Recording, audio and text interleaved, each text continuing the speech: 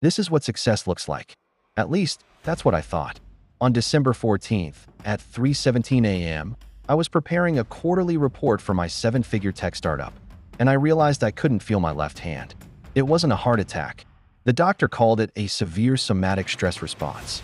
My body was so exhausted, so utterly depleted, it was just shutting down. The doctor looked me dead in the eye and said, "You have to stop, or your body will stop for you." I had a $100,000 a month business. I walked away. I was the poster child for hustle culture. I wore my 80-hour weeks as a badge of honor. I'll sleep when I'm dead. I joke. My identity was founder. My self-worth was tied to our monthly recurring revenue. I had everything I was supposed to want, and I was miserable. I was a CEO who couldn't connect with my team, a partner who was always distracted, a son who missed Christmas. I was building a prison, and I was the most dedicated warden. Quitting wasn't an option. It was a failure. So, I tried to optimize my burnout. Meds, meditation apps, a $10,000 biohacking regimen. I was trying to put a better engine in a car that was already off a cliff. Then came the pivotal moment. I was on a video call with my most demanding investor. He was pushing for even more aggressive growth. Suddenly, my eyes started twitching uncontrollably. I couldn't form a sentence. I looked at his face on the screen, and I just saw nothing.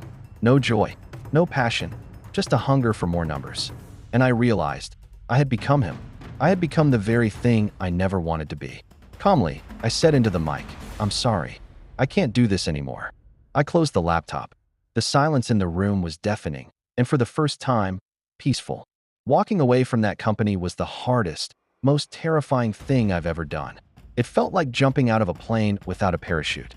But the alternative, staying in that plane as it nosedived, was worse. The first month, I did nothing. I slept. I went for walks. I read books that had nothing to do with business. I had to detox from the adrenaline. I started a small, one-person consultancy. I worked 20 hours a week. I earn a fraction of what I used to. And I am, without a doubt, wealthier. My net worth dropped by 90%. My life satisfaction increased by 1,000%. I have time for my relationships. I have time for silence. I have time to be a person, not a brand. And I can feel my hands again. So, if you're watching this, maybe hiding in the office bathroom, or lying awake at 2 a.m. with your mind racing, I see you. The hustle is a seductive lie.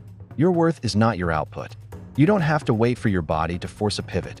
You can choose one. It doesn't have to be as dramatic as walking away from everything. Maybe it's just setting a boundary. Maybe it's taking a real vacation. Your sanity is not the cost of doing business. It is the business of being alive. If this story resonated with you, please consider sharing it. You never know who might need to hear it.